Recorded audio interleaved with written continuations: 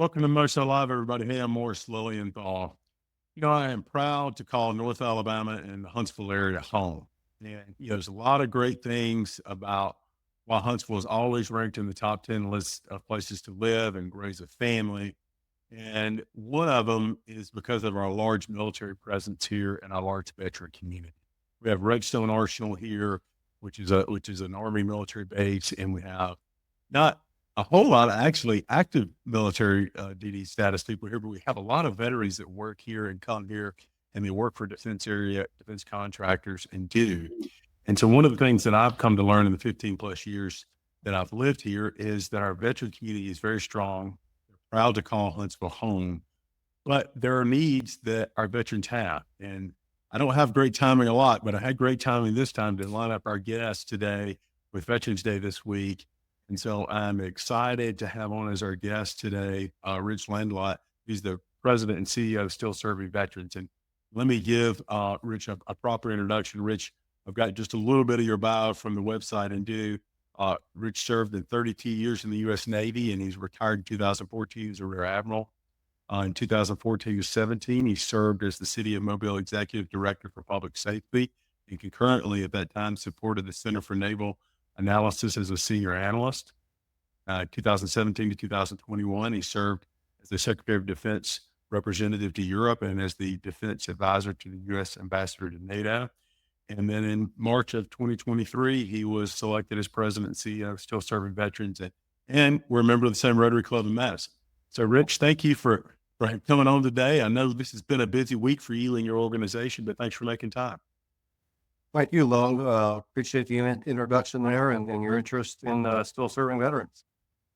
Well, we're proud to do our part at our office and represent a lot of veterans and help veterans, and they make up a large portion of our great community here. But I know there's some needs and things that you and your organization have identified, and that's the basis for your organization. There's some things that when people get out of the military, there's some needs there. And so I wanted to kind of talk about that today with you and some of the programs and services you offer and resources that you offer for our local veterans. And folks, if you're watching the show live, please share the show out. If you got questions or comments on Facebook or Twitter or LinkedIn Live, wherever you're watching it right now, put it in there. And if we can get to it, I'll try to pull those comments up or questions up and try to hit on those if we have a chance. If you're watching the show afterwards, put some questions or comments in there. We'll try to get back to you and leave you any resources or feedback that you may have a need for. So, Rich, kind of tell us, folks that may not be familiar with your organization, a little bit about the history of Still Serving Veterans and a little bit about what y'all's mission is. Sure. Our mission is to help veterans create stability in their lives and family as they transition out of the military and into the civilian world. Still Serving Veterans began in 2006. A gentleman named Will Webb, who was a West Point grad and retired Army colonel, established Still Serving Veterans as a way to help the then Vietnam veterans who are having a difficult time transition.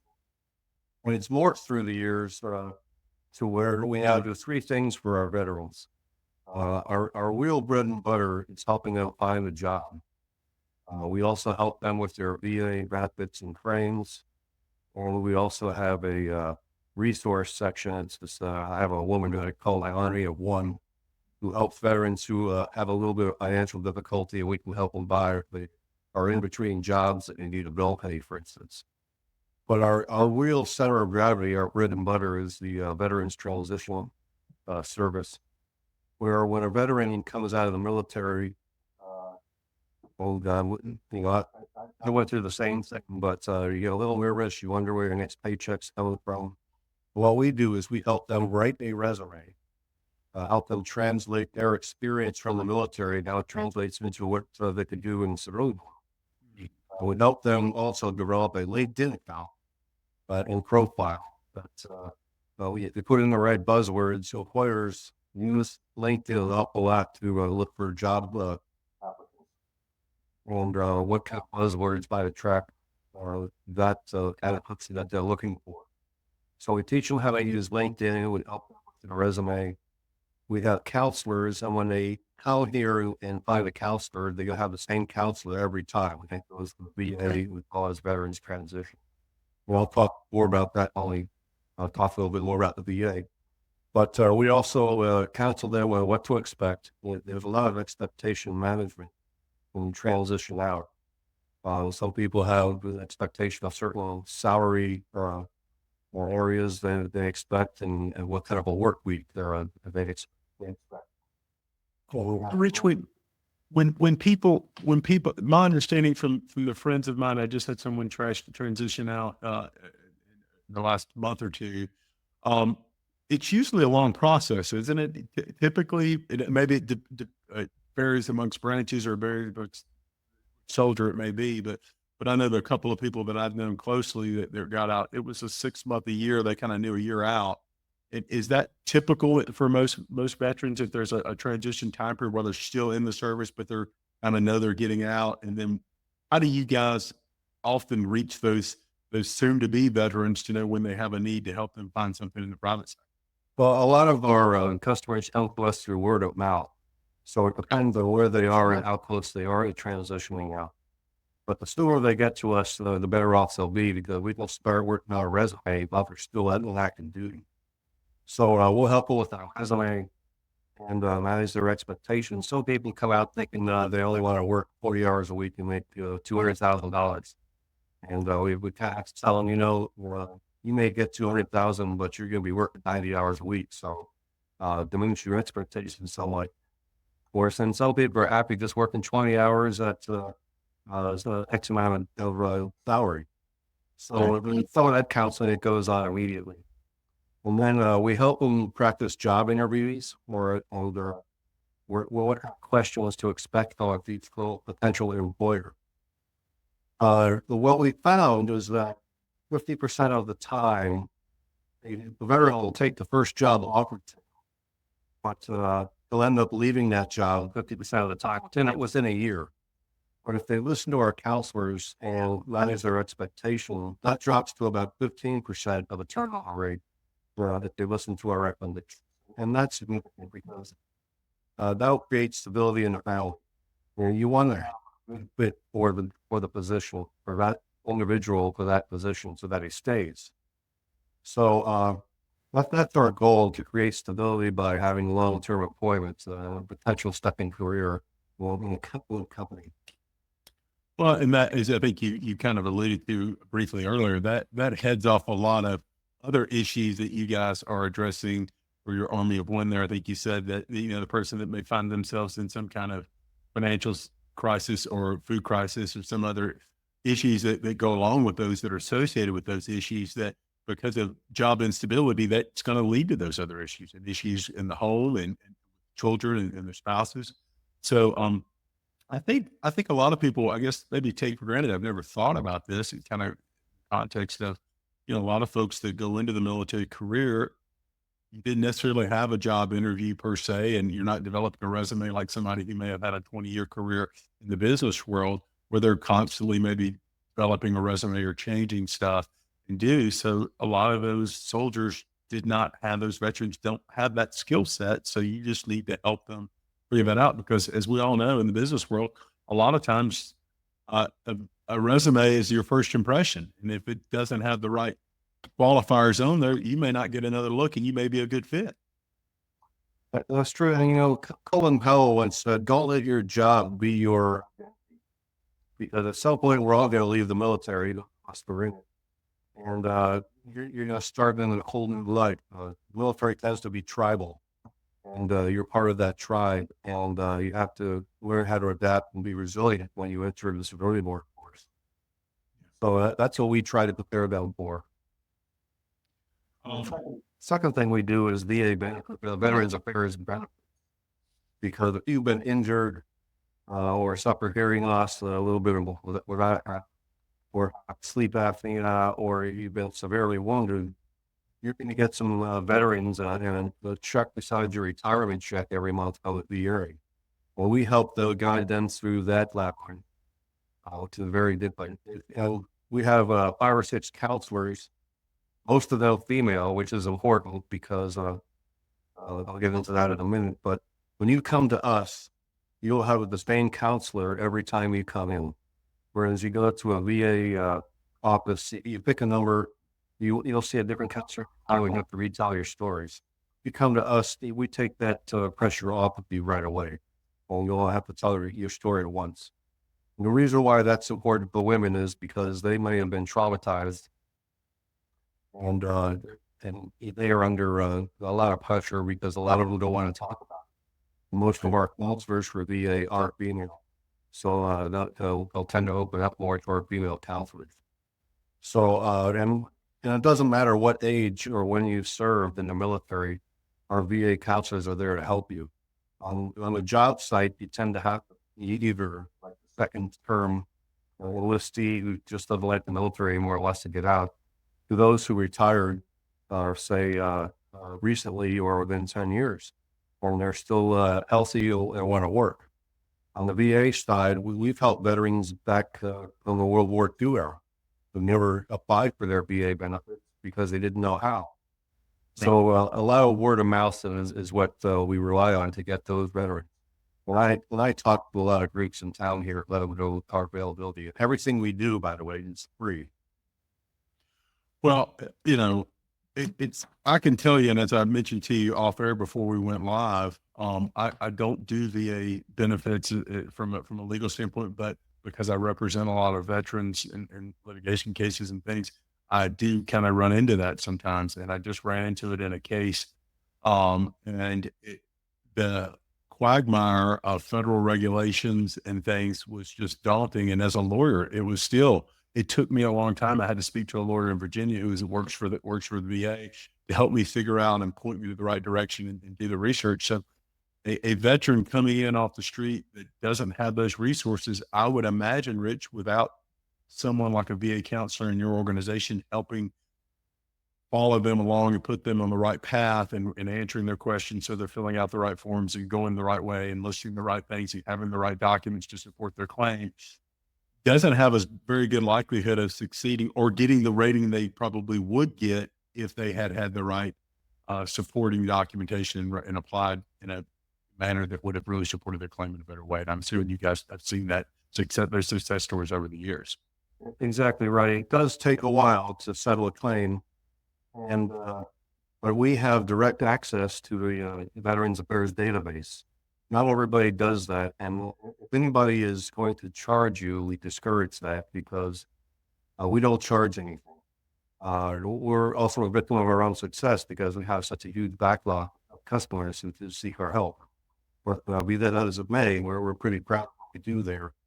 And for the North Alabama Huntsville area, just this year, we have claims that have totaled more than $10 million for our veterans. And that stays right here in the North Alabama community. So, and in perpetuity almost, because once a veteran has a claim, he's got that thing for life. So that's a huge benefit to the community here. It is. It's a huge benefit to the community, a huge benefit to that veteran and their family.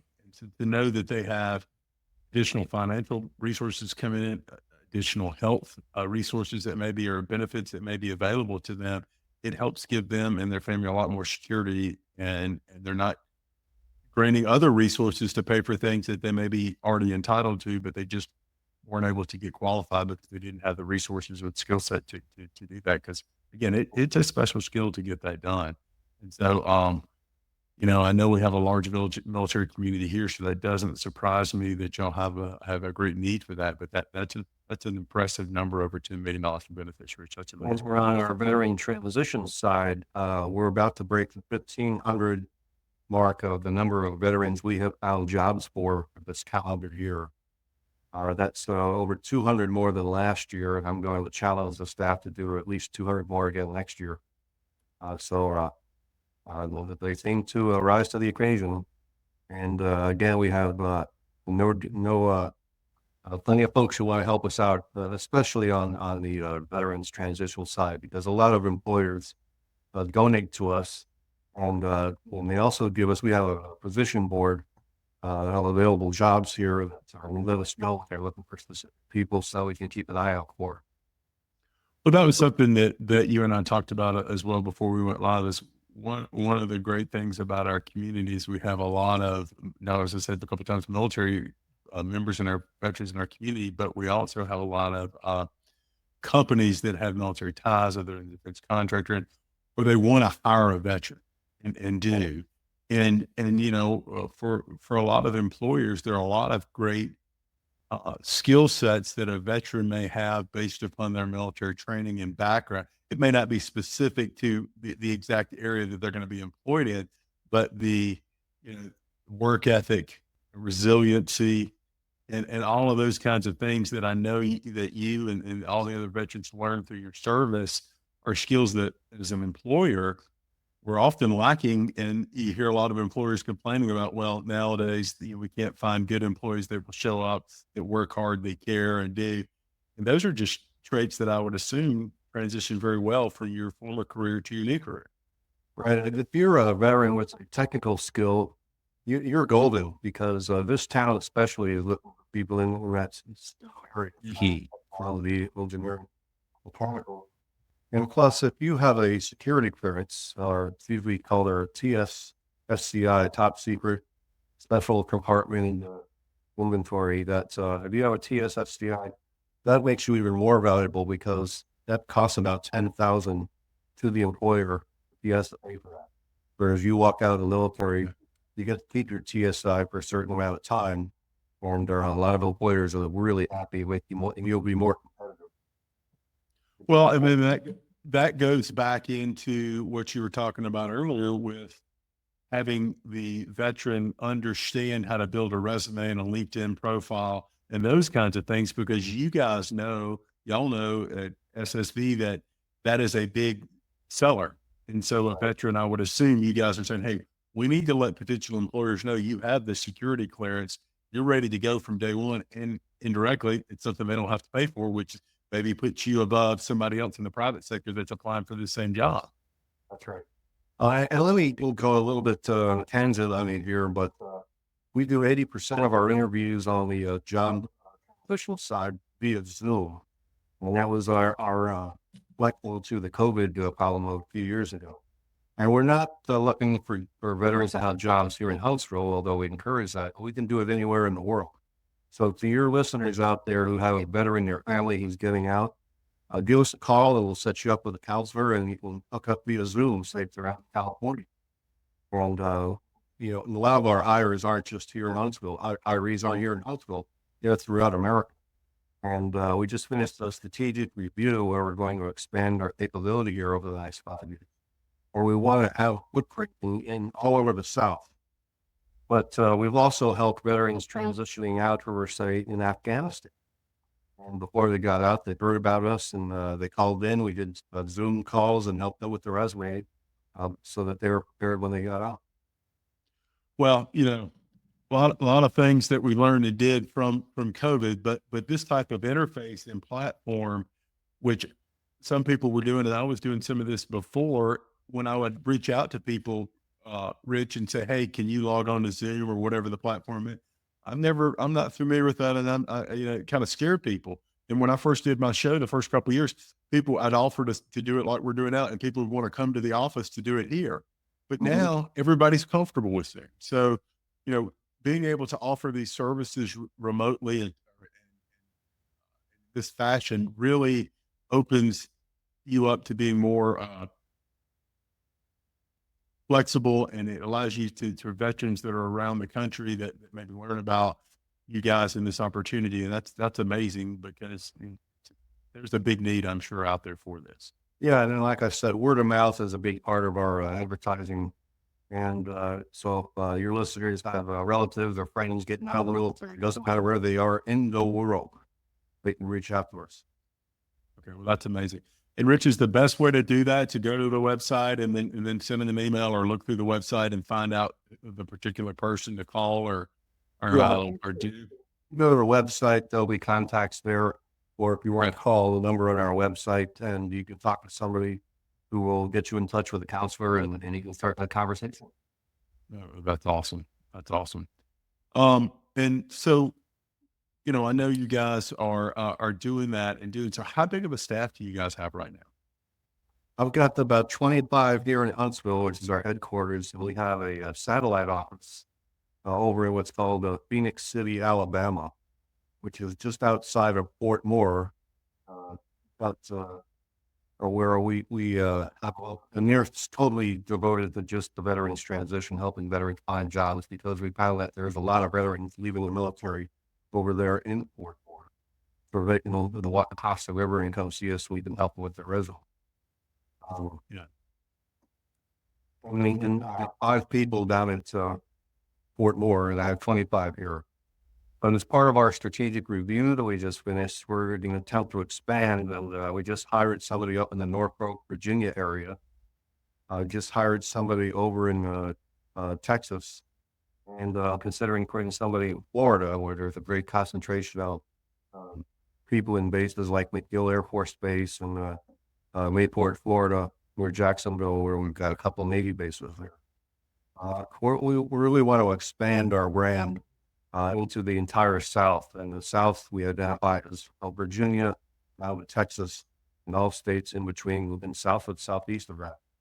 So that's one of our big, hairy, audacious goals, as we say in the counseling business, BHAG. And so we're going to expand our brand and hire a few more people. We're also looking for a new headquarters because this building we're in, we are out of office space. If I were to hire one more person here, I don't know where I'd put anywhere. Well, so I have to consider maybe some people working from home. So it's a great challenge to have if you're out of office space. Well, that is a good. It's a problem, but it's a good problem, as they say, and it's something that there's a great need out there, and it's great that your team has figured out a way to start to fill this need, and then now you can start to grow your influence. Kind of in the SEC. Sounds like we're talking about the SEC football foot plan. I see the Florida flag behind you there.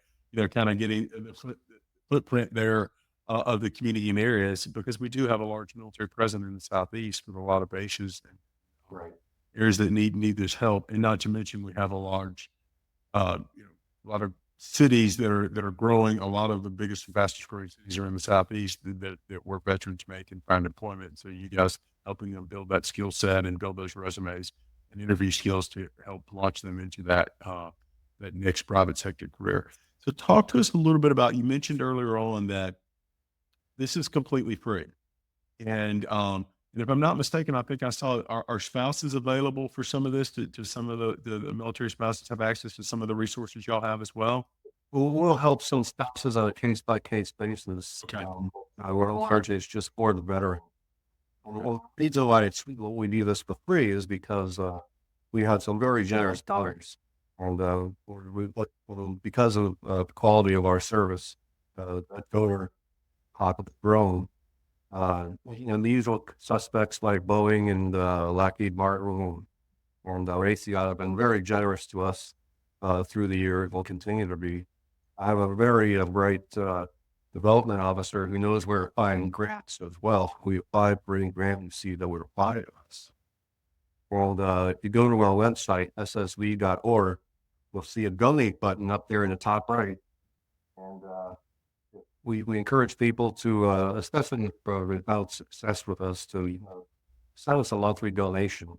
Well, you can do that by just pressing that button. It doesn't have to be of any specific size. I'll take $5 a month, but that would help us to see where we ride in some sort of income stream. And then we have the usual corporate donations. And we've also got, I want to give a big shout out to Call of Duty, the gaming company. A lot of folks use Call of Duty for their training in the military as well. Or just a lot of fans of military people at Call of Duty, and they want to help us out. So they have vetted about 30,000 nonprofits around the world. And we were one of the 10 lucky ones that got selected to accept their yearly donation of about $1 million. So Wow. that's huge for us to allow us to grow our brand. Well, you can only go so far as the resources you have and do. And so it's kind of a necessary that you have got to rely upon grants, private individual donations, but corporate donations and things like this. And then, it's a great honor, because I know for you guys to have someone recognize your company and your nonprofit to be able to say, hey, look, there are all these nonprofits out there, and you're one of the very few, the 10 that we want to select to continue to support and give such a generous donation and do. So We're we talked a little. we're totally transparent too. We get audited twice a year. Um, we hide nothing. Well, like I said, it's just it's a tremendous need, and it's something that you guys are fulfilling that need because, you know, we always say thank you for your service and do, but then a lot of times in my stance, maybe I just move on and do. But this is a way we can continue to give back to our veterans and help them by donating to your organization in whatever way we can, or as you talked about earlier, and if you work for a company and you're in the hiring field, reach out to you, Rich, reach out to your team if you need employees to say, hey, we've got these slots open. Do you have anybody or any veterans that might be able to fill these slots? And I haven't given the plug yet to our two major fundraisers we have every year. But in this town, everybody likes to do a golf tournament. So we have our own fundraising golf tournament that's been very successful. We had that just last month. We'll only do something unique every September. There's a gentleman who has a huge homestead ranch just over the borderline of Tennessee. And we have what's called Bullets, Bourbon, and Barbecue, 1 day event. And we've set up, this has expanded over the last 5 years and keeps getting better.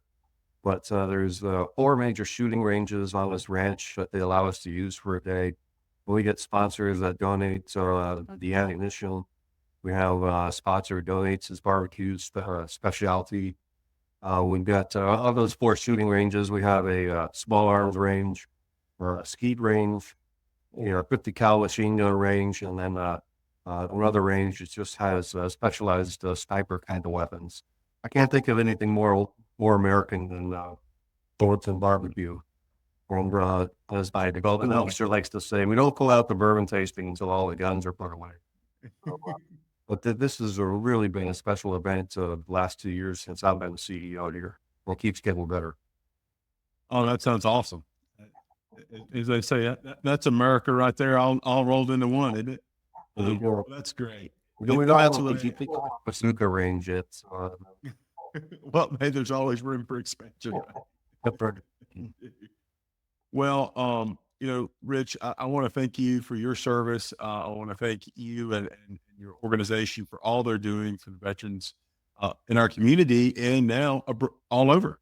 And like you said, and so folks, I want to encourage you that if you have someone in your family, church, or know someone that is transitioning out of the military or is already transitioned out and needs help with career assistance and the transition into the private sector, or if they need help with VA benefits, reach out to still serving veterans. While they may be, housed here mainly in Huntsville and in Phoenix City, they're branching out and they're wanting to help veterans all over the world.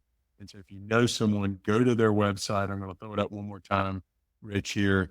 Go right here to ssv.org and you'll find all the resources you want to give, and you'll go more about some of these events. And I think y'all even offer some online courses and there's some things that you guys can do and other resources and do. So I think the key there from what Rich was saying earlier is you don't have to be in Huntsville. You don't have to be in Phoenix City. A lot of what they are helping folks do can be a benefit to veterans all over the country and the world for that matter. So reach out to these guys, and they were there to help you 100% free, thanks to a lot of the great donors and companies that are giving back. And again, if you're hiring in the communities, think about hiring a veteran and reach out to Rich and his team, and they will try to find the veteran that's a good fit for the skill set that you need, that's going to give that veteran an opportunity that they would be most grateful for, and they're going to bring a skill set that I'm sure you won't be disappointed in. Rich, anything else as we wrap up here? No, please visit our website and push that donate button. Yeah, absolutely. And it's a 501c3. You get a tax write-off and due. So certainly, as we get to the end of the year here, consider making a donation. Rich, thank you again for your time, sir. I will see you soon at Rotary, and I appreciate everything you and your organization are doing for our veterans. Thanks for this opportunity, Mo. Absolutely. Take care.